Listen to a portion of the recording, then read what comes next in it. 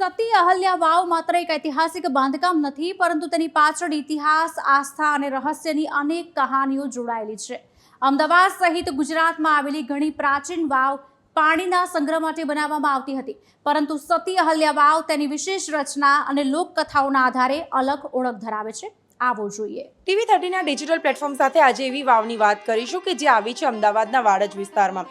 અમદાવાદના વાડજ વિસ્તારમાં આવેલી આ સતી અહિલ્યા વાવ જે છે તે વર્ષો જૂની વાવ છે. અહિલ્યા નામની સ્ત્રી ઉપરથી આ વાવ જે છે તેનું નામ આપવામાં આવ્યું હતું.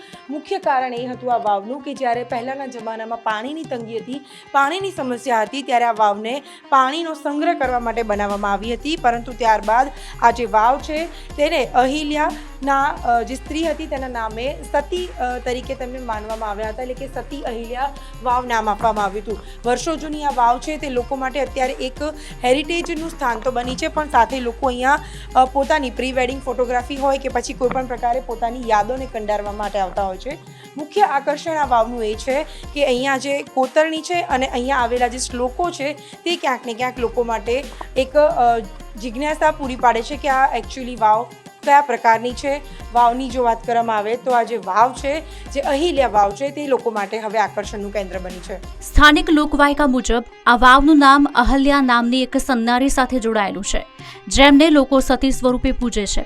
વર્ષો પહેલા જ્યારે પાણીની ભારે તંગી હતી, ત્યારે લોકોની સુખાકારી અને તરસ છીપાવવા માટે આ પવિત્ર વાવનું નિર્માણ કરવામાં આવ્યું હતું. જ્યારે આજના જેવી પાણીની આધુનિક સુવિધાઓ ન હતી, ત્યારે આ વાવ લોકો માટે સાચી જીવનરેખા સમાન હતી. આજે પણ લોકો માને છે કે અહીં સાચા મનથી પ્રાર્થના કરવાથી બધી જ ઈચ્છાઓ પૂર્ણ થાય છે, જે ઐતિહાસિક સ્થળને અતૂટ આસ્થાનું કેન્દ્ર બનાવે છે. તમને ખબર છે કે આ વાવ કેટલા વર્ષો જૂની છે? કારણ કે આ જો વાવની વાત કરવામાં આવે તો લગભગ ઘણા વર્ષો જૂની આ વાવ છે કે જે અહિલ્યા નામની સ્ત્રીના નામે આ વાવ બનાવવામાં આવી હતી. આ વાવનું મુખ્ય કારણ એ હતું કે જ્યારે શહેરમાં પાણીની તંગી હતી, ત્યારે આ વાવમાં પાણીનો સંગ્રહ કરવામાં આવતો હતો અને લોકોને પાણીનો પુરવઠો પૂરો પાડવામાં આવતો હતો.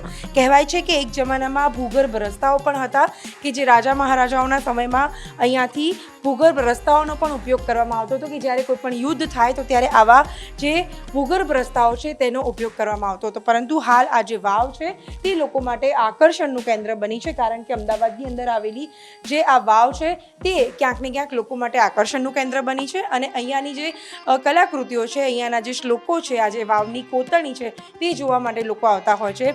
ત્યારે અમદાવાદની આ જે વાવ છે, અમદાવાદમાં આવેલી આ જે વાવ છે તેનું લોકો અહીંયા આવીને ખૂબ જ મનોરંજન સાથે તેઓ આ વાવની મજા લેતા હોય છે. પ્રાચીન સમયમાં પથ્થર અને ચૂનાના અજોડ મિશ્રણથી બનેલી વાવ આપણી સંસ્કૃતિની ઓળખ છે, અને સતી અહલ્યા વાવ પણ આવા જ ભવ્ય ઐતિહાસિક વારસાનું પ્રતીક છે.